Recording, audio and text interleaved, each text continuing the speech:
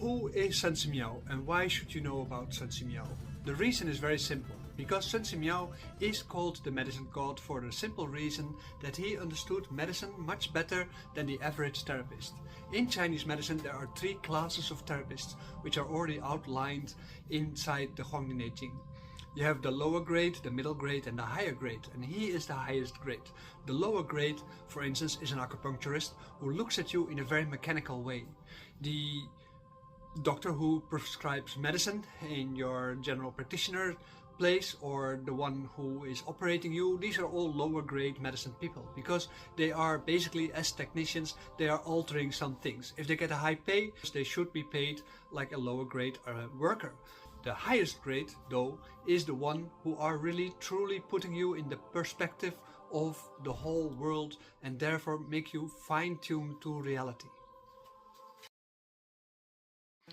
For your health, what is the most important thing to do?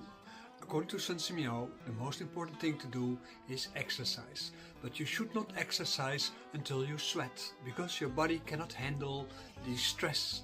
At the moment when you are starting to sweat in your exercises, you are actually panicking your heart and you're panicking your body. What it says in the Huangdi Jing, and what Sun Simiao also repeated many times, is that you should always be very gradual in everything that you do. You can improve your qualities, but you have to take a gradual approach. So that means that if you want to have big muscles, you have to get there very gradually. Big muscles in general are a pain in the ass for your body, so you should not have them, but just to convey a principle.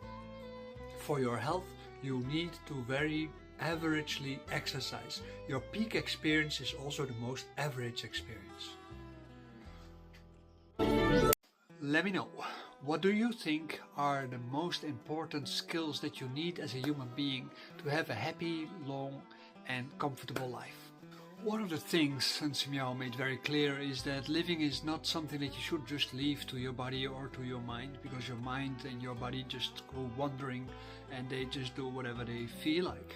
I think Sun Simiao adapted to the ideas of the early Confucian scholars who had the idea that people are either born good or evil.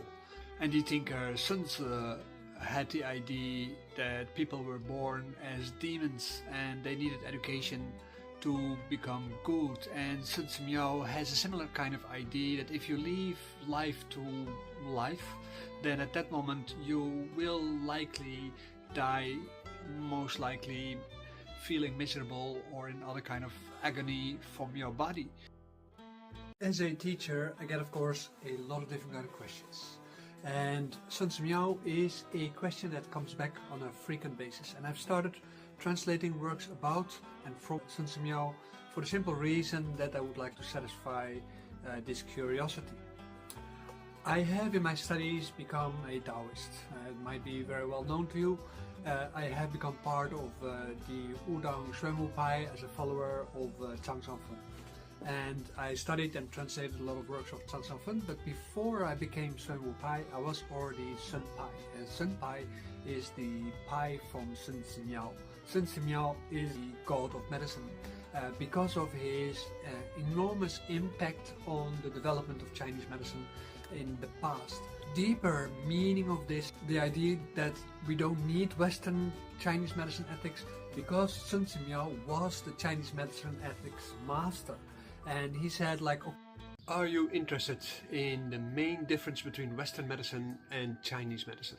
Well, the answer is very simple. It is not in the little tricks like drinking warm water in the morning, or drinking ginger tea, or trying to eat in a particular kind of way, or taking particular kind of herbs like goji berries. No, the difference is in the application of principles, namely the adaptation of you as a human being towards both your community as well as the nature around you, your climate zone, your landscape, the stars above you, and so forth and so forth.